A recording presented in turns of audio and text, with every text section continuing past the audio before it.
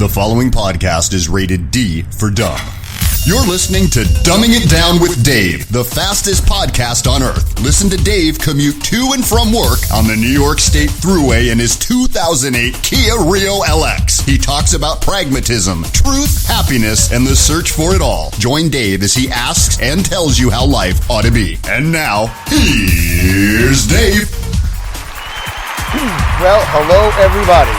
Welcome to a very special 200th episode of Dumbing It Down with Dave. A milestone. Are you ready to dumb it down?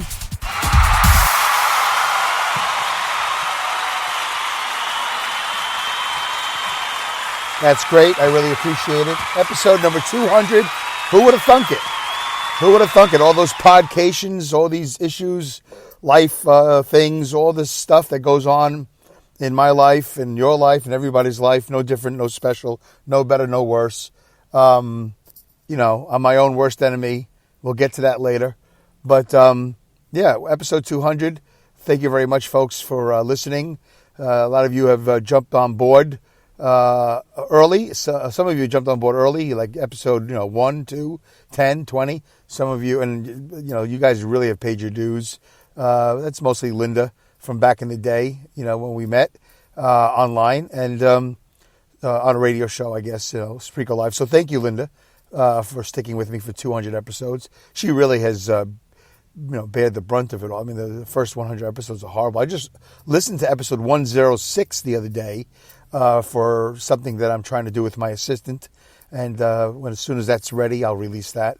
But, oh my God, it's just painful. Even episode 106, that's only 94 episodes ago. I thought I was hitting my stride about episode 80. But, all podcasters go through that. I don't know if painters go through this, guys that paint real pictures, all artists, writers, do writers do the comedians? I know a lot of comedians that hate their first couple of years of material. Art is interesting, you really have to work at it. You have to work at it. And so anyway, one of these days I'm going to have plenty of time to work on my art. But I don't know. We'll see. I'll let you know. Anyway, here's a little art for you. Ready? Here's a little something. So for those of you who came later, episode 100 or 150, whatever, thank you very much as well. There's Pat and Pat. Thank you guys for, jumping on board and contributing. I love all the Spreaker comments, in the chat, Spreaker chat box. It's fantastic. And of course, Jeff, who divulged my alter ego, my secret life to this entire place where I work. So, and every other day, there's just another guy going, hey, you do a podcast? And, yeah, I do a podcast. And, what is it about? I go, ugh. Obviously you found out about it from somebody. Why didn't you just go investigate it? I get grumpy about it. I get, I can't just be cheerful and grateful. Not to mention I'm at work. I don't want to talk about it. I'm at work. But anyway, so thank you, everybody, really, for making this, quite a journey, 200 episodes. I'll probably say the same thing at 250 and 300 and so on and so forth. Because, this to have something that goes on for this long, I should have been, if I didn't take those podcations, I'd be at 300. But still, it's 4 years. February 2016, I signed on. March 2016 was my first episode. And there's actually one episode is hidden, and I think I've lost 2 or 3 episodes to my phone. To the Spreaker recording studio app. So anyway, I'll probably never release. They're horrible. They're not worth it. It's not like the Lost Honeymoon episodes. You go, this will be classic. We'll watch Art Carney and Jackie Gleason, during rehearsals or whatever. No, this is just garbage. Just absolute garbage. Me babbling on. So anyway, thank you everybody. Really greatly appreciate it. Your support on Twitter and Facebook and Instagram. It all means a lot. And I just submitted the other day. So this is how far I've come. I just submitted the other day to be a speaker at Podcast Movement. Dave the Pragmatic Podcaster has submitted to be a speaker. That's a big deal. It's a big deal because if I'm selected to be a speaker, apparently last year there was 800 applications to be speaker. I don't know how many of those 800 get chosen, but it will elevate my entire game, on the business end of things, because now I'm not just a podcaster, I'm also a podcaster / speaker. Eventually I'll be a bit of an author. I'm going to be publishing a book, not like a real book. You get a Walden Books or Barnes & Noble. Walden Books? Holy cow! I'll take 1979 foreclosures for 500. No, I'll do an ebook or something like that. Pragmatic podcasting, which will come from this session that I'll be hopefully be selected to speak about. If I don't get selected, well, I put myself out there and I failed. And I'm sure some of you are already going, no, as long as you try, you're not failing.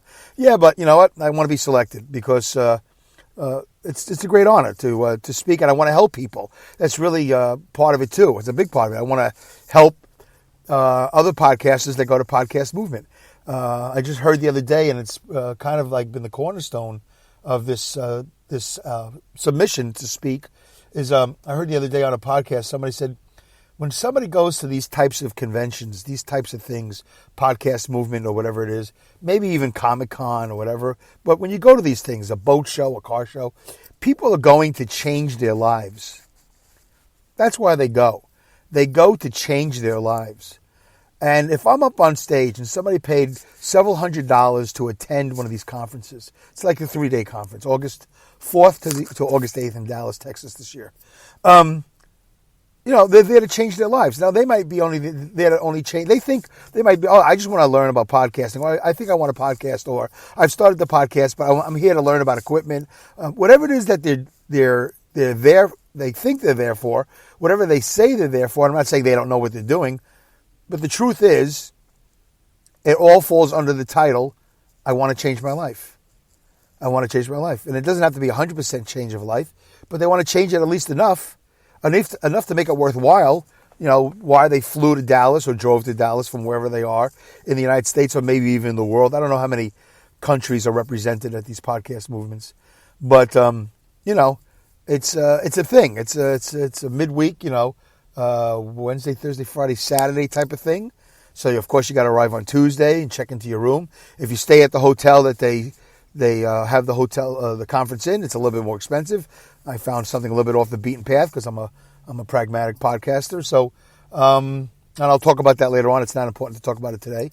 So, it's a big deal. I want to help people change their lives. I don't really get that opportunity very often. Maybe I change your life a little bit because you listen to Dumbing It Down with Dave. So, for a couple of minutes you go, that was funny. Okay, I'll leave a little comment. Hey, great job, whatever. I'll tweet it. I'll Facebook it, whatever.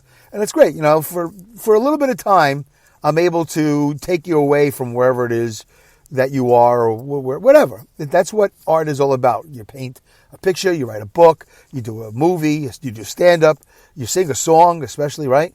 So it's always like, I'm just a guy, I'm just a gal, and then all of a sudden, there's art. And art takes you somewhere. And, I haven't really been taking that very seriously. At least I don't think I have. But when I heard this person mention this on a podcast, I went, oh, yeah, that's right. These people want to change their lives. So when I'm up on stage and I'm doing my 45-minute session, I've definitely done more work on this than I have in many things in my life. I've already created, I got 2 pages of bullet points right there on an 8x10 or 8x11. I don't know what's the standard measure of paper, right? So I got 2 of those sheets on my dashboard right now. I have more. I have another 3rd sheet. And then after I put down all these bullet points about pragmatic podcasting, I'm going to start writing and elaborate to a certain extent, like even more bullet points. At some point, I'm going to have to actually write paragraphs, I think. But there's a lot of bullet points, and I'm going to have to delete certain bullet points because I won't have time for it. It's only 45 minutes. And you guys know, and I can't tangent. I have to create PowerPoints, these images that are going to go up on a screen to support what I'm saying. So it's a lot of work. And I'm looking forward to it because it's been definitely something I'm not good at, is doing a lot of work. I'm very good at being lazy and having life just sort of happen. I just kind of wing it, and people are impressed because I wing it. But I'd rather people be impressed that I put a lot of work into it. I mean, if I did wing it and then it went over great, that'd be great. But I know I at the end, I'd go, oh, wait a minute, I got to tell you one more thing. Oh, wait a minute, I got to tell you one more thing. And I can't have that. These people put down a lot of money. So if I get selected to be a speaker at Podcast Movement, then there's a good chance, I don't even know, that I might be selected to be, if I submit, to be a speaker at Podfest, which is in Orlando, I think, every year in March. I haven't gone to one of them yet. There's a MapCon, it's actually called Mid-Atlantic Podcast Convention, MapCon. And there's other conventions all over the United States, I guess, that I don't know about, but I think those are the major ones. And then, it'd be great to be hired because I might need a job one day. I might need a job soon. I like to be hired maybe by Spreaker or by some other company and be sort of a customer service type of guy, a representative of the company and help spread, the word of podcasting and the way sort of Rob Greenlee did it. For those of you who know who he is, you know what I'm talking about. For those of you that don't know who he is, he's a podcast Hall of Famer, and he actually got selected and elected or selected, whatever, for the Podcast Hall of Fame, which there's no actual place for it right now, but I don't think, but there probably will be one day. Wherever it'll be somewhere. And actually, in the world of podcasting, I think there's a Twitter war going on now between people who say these podcast Hall of Fame awards are bogus and these other ones are the real ones. It doesn't really matter. Rob Greenlee's a Hall of Famer in my book, one way or the other, as a human being, as an individual. So he really helped me out when I was, he really is a very tall man. I think he's 7 feet, but in stature, in height, in real height, but in his do-goodedness, in his ability to be a human being, a quality individual, he's one of the tallest people on the planet. And when I entered podcasting 4 years ago, I was one of the teeniest. I knew nothing. I really knew nothing. I have some embarrassing stories I'll probably talk about one day about what I thought a podcast was. I had no idea. So anyway, he helped me out. He put me on Apple Podcast. So definitely thank you to Rob Greenlee for doing that. I came home one day from wherever I was, and I forgot I got a notification. I don't remember how I found out, but the next thing you know, boom, I'm on Apple Podcast. So it had to do with RSS feeds. It's a little bit of a technical thing. I'm a lot better with RSS feeds now. That stands for something real simple, syndication, I think it stands for, which it's not that simple to me, but I'm better at it now. That's how I got on about 26, 27, 28 other podcast platforms. But I was really paranoid about, petrified about submitting to Apple. I didn't want to make a mistake, because you want the artwork to be right. You want everything to be right. And then bam, you want to be selected within a matter of, a week or two, however long it takes. You don't want any delays. Well, I was afraid that I was going to submit something, make a mistake. Not only would it be delayed, but they put me to the bottom of the pile, or they would reject me for being a moron. How could you be a podcaster? You don't even know how to submit to Apple Podcasts. And it just freaked me out. Like many things in my life freaked me out. So anyway, I like to do that job. It'd be great to work for Spreaker and spread the word.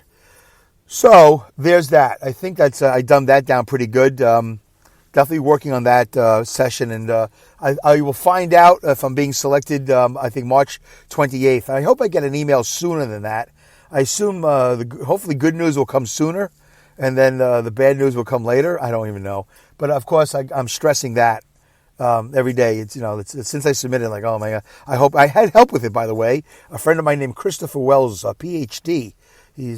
Christopher Wells is a great guy. I met him at PM19, and he helped me with the submission. It's one of the things he does. He's very good. He does a lot of writing. He's very professional. He's very smart, and it's funny. He gave me all these things to write because he submitted to speak also.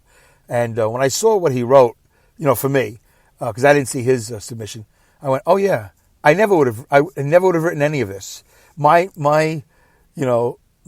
submission would have been, I do good. I know how to talk.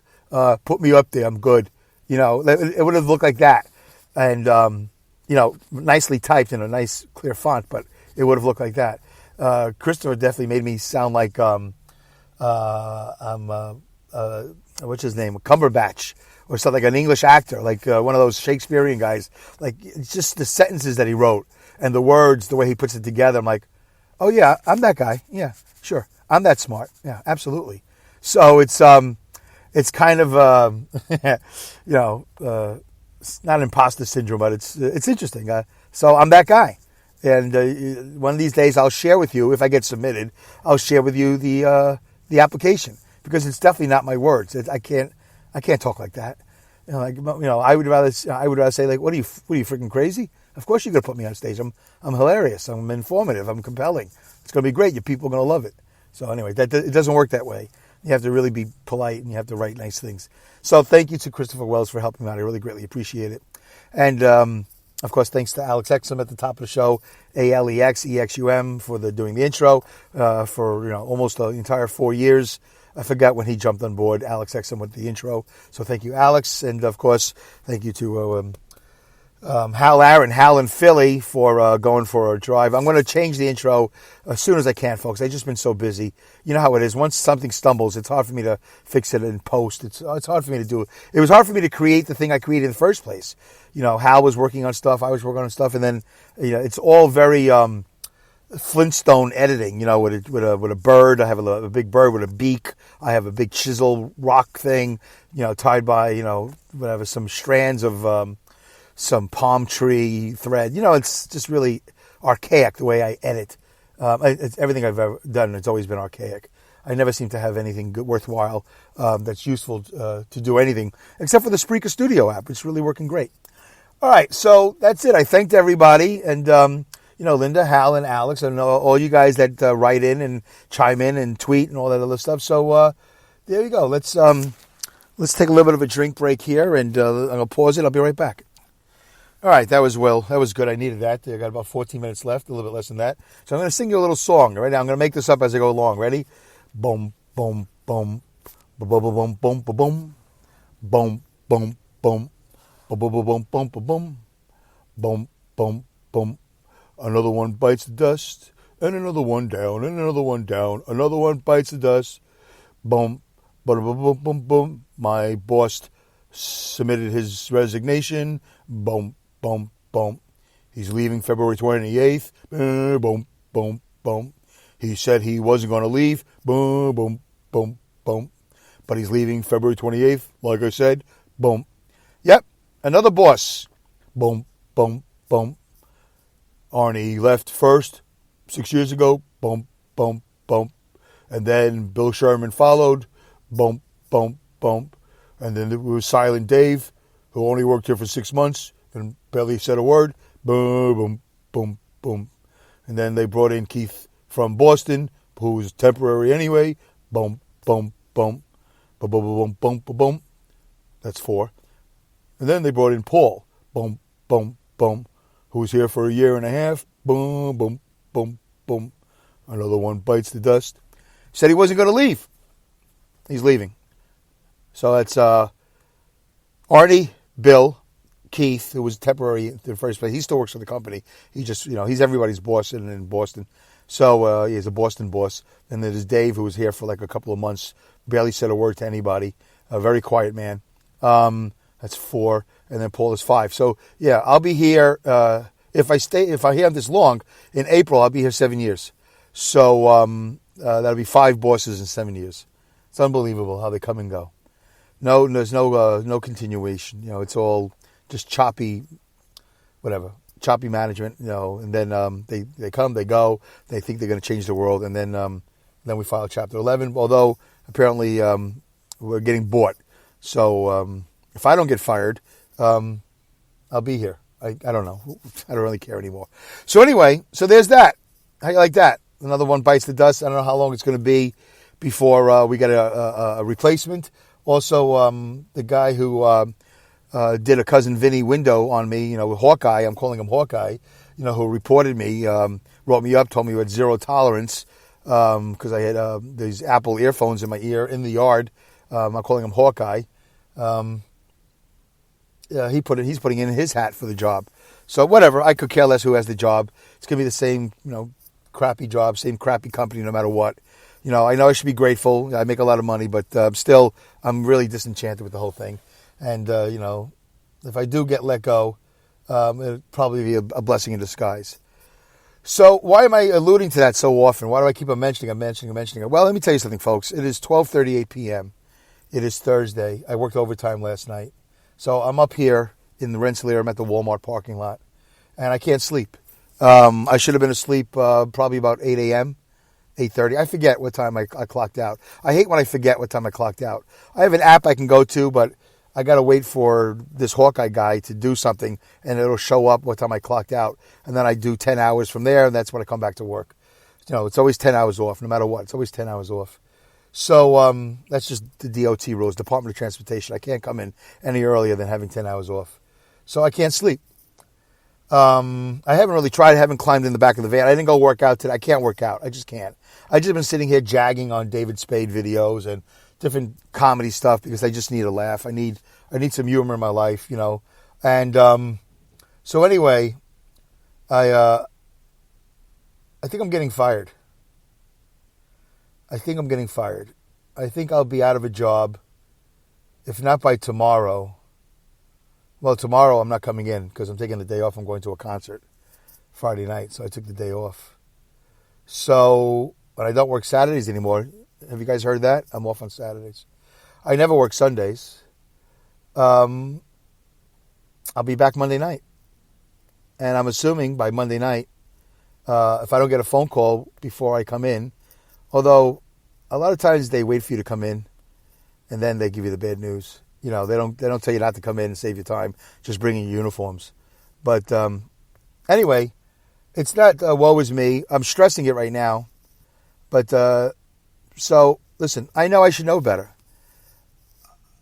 I guess I don't care enough. I mean, ultimately, I have to be, as I have to talk to me like I would talk to you. And I have to say, well, obviously you don't care enough. Because if you cared enough, you wouldn't have gotten caught. Or you wouldn't have thought you got caught. You would have just done everything you can to keep your job. I needed to stay clean till September for something to fall off. And then I needed to stay clean till January of 2021 to go back to zero.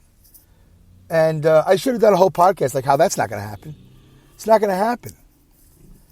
I drive the way I drive. I do what I do. I have the safety bonus 3 years in a row. No accidents. I'm accident free. The accidents I've had in this company have nothing to do with being on the phone. They're just stupid little things that can happen to anybody for any reason at any time. And they do happen. They happen to drivers all the time. There are drivers that do all these stupid things that have nothing to do with being on the phone. It's called being human. You have an accident. Nobody sets out to have an accident. Nobody prepares to have an accident. You do everything you can to minimize your risk. I didn't have an accident last night. But I was coming back from Rochester, and I was up on the wheel, bored out of my mind. I had just gotten off a break. And I just, there's just certain nights there are just certain nights where I can't listen to anything. I can't listen to music. I can't listen to a podcast. I can't, I could talk to almost anybody anytime. That's my go-to. I like to talk on the phone. I like to have human interaction. So, I think I got caught having my hand on the phone as the phone sat in the cubby, just like I did 2 times ago. The last time I got caught, was with the earphones in my ear. But the time before that, we have a little cubby, right above the air conditioning things. And I hit a bump and it triggered the camera. It's a truck I never drive. It's what they call an international. We have Freightliners, we have internationals. Is it a trucking show? No, it's not a trucking show. Although I did anticipate this was going to be, but I got caught up with that whole thank you and telling a speech thing before. So I need to be entertained. I need a distraction. Entertained is kind of a strange word. If you ever done a long drive, you know what I'm talking about. And I know, one of the Pats says, Dave, you should know better. Yeah, I know. I do know better. But guess what? I guess I don't care. So I'll know. I'll probably get a phone call saying, hey, when you get here, can you get here early? So-and-so Hawkeye wants to speak to you. I feel like I want to call him Pig Vomit from the Stern Show. Pig Vomit wants to talk to you. So, Hawkeye wants to talk to you, which means, they're going to tell you, this is it. You did one too many, and we have no choice but to terminate you. So I'll probably, this weekend, get all my clothing. I'm going to put everything in a bag, and I'll have it in my van, ready to go.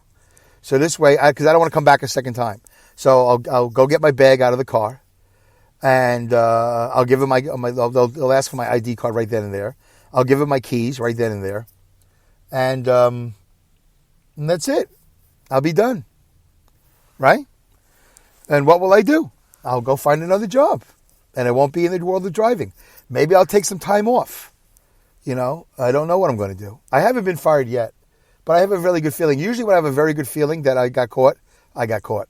I've never thought that I got caught for sure and I didn't get caught. It's like, although there have been many times I wasn't sure. And then they didn't bring me into the office. But the camera blinked and I was like looking at it like, really? For that crappy bump? And because there's a known bump. There's like a 308 mile marker coming back from Rochester. That's a known bump. But anyway, I just came off a break. I was tired. I was bored out of my mind, and I was dreading the drive home. And I should have taken a walk. It was cold last night. I should have taken a walk and woken up a little bit and said, "Okay, Dave, you need to re-energize yourself, and you need to make sure that you're not touching anything that's illegal." Because all it is, even if you have your finger on it, you're touching an electronic device. They fire you for that, as long as the camera goes red. And of course, I hit other bumps on the way home, and the camera went green, red, and it ends up on green. It always ends up on red when you're doing the most wrongest thing. It's really kind of hilarious the way the trucking industry has gone. That it doesn't matter how good I do. It only matters how bad I've done. Maybe that makes sense. Does that make sense to you? Maybe. I don't know. So nothing I do good counts for anything, except you don't get fired for doing good. You only get fired for doing bad. If you do good, they just let you keep on going. They also just introduced this attendance and speeding thing the other day. So I got written up for something. This was supposed to be the show. It was supposed to be a trucking show, because I'll be here 7 years in April. They've never, ever addressed speeding. And they've never addressed attendance. You call in sick, you call in sick. Call in sick 5 times, you call in sick 5 times. There's never been repercussions. But I guess a bunch of guys abused it. I don't even know how it works. So apparently I called in 4 times in the last year. So, all of a sudden out of the blue, they're just enforcing it. I shouldn't have signed anything. I signed some paperwork saying I acknowledge that I was, coached, I was written up or whatever. But I probably shouldn't have. I said, what are you, crazy? Out of the blue, all of a sudden you were going to initiate this program for calling in sick? It's never been discussed ever. But, it's been policy. We just never enforced it. Well, that's not my fault. But it's true. They did admit that. They've never enforced the absentee rule. Never enforced it. And as far as the speeding, now this thing that we have, this what they call the ELD, trucking show, electronic log device, whatever, is now tied into the camera. So they got me doing 62 and a 50 in New Jersey on Route 17 northbound. 12 over. They're going to let you do 9 or 10. So I just figure 8 or 9. So if you do 10 or more over, apparently this ELD tells the camera, and the camera will record you, even if you don't hit a bump. So you can't be more than 10 over. I can't imagine how many drivers they're going to lose on this. But it's so ridiculous. If you know anything about Route 17, it's 2 lanes in either direction. Part of the road, it's 3 lanes in either direction. It's 3 o'clock in the morning, and everybody's doing 65, 70. That doesn't make it right, but when you're doing 62, they're passing you. You're a roadblock. And if you're on the Long Island Expressway, which I've referred to many times as the Long Island Dragway, if I'm forced, it's 50 on the LAE. It makes no sense. The LAE is definitely 60, 65. So I'm going to be a roadblock now. And they know that. They said, yeah, you're going to be a roadblock. I said, so that means I'm going to be in the right lane, because I can't be in the middle lane because I'll be clogging up the entire road. I'm not allowed in the left lane anyway, so I'll be in the right lane, which means that every time there's an entrance or an exit, I'm going to be at the mercy of vehicles coming in and off the LAE. It's more dangerous than anything. I was much better off in the middle lane, riding with the traffic or ahead of the traffic at 65. Not to mention, there's a stretch of road on the thruway that's downhill, and I've gone downhill fully loaded with 2 trailers at 75 miles an hour. 10 miles over the speed limit. Maybe I do 74. Maybe I think I put on the Jake brake. And you know what? They don't care, because it's less than 10 under. But it's 2 trailers at 160,000 pounds going 74 miles an hour downhill. That they don't care about. It'll never show up. Anyway, so I'll let you know next episode 201. There'll definitely be another episode. I just don't know if I'll be a truck driver at that time. It'll be in a couple of days, I think, 201. Maybe this weekend, I don't know. And by the way, I know that last week I went over kind of a little funny note to end the show with. If I could end on something funny, if you think it's funny at all. I ended the show at 30 minutes and 2 seconds because during the outro, going for a drive outro, I dozed off during the outro. And I woke up and I saw the thing. I was like, 30 minutes and 2 seconds. I didn't do it this time. This time I hit it. So thank you for listening to this episode of Dumbing It Down with Dave. Goodbye, good day, good night, good luck, good riddance. Godspeed, good racks, and great skills. Take care. Almost missed it, but I did it. I'm staying awake. 30.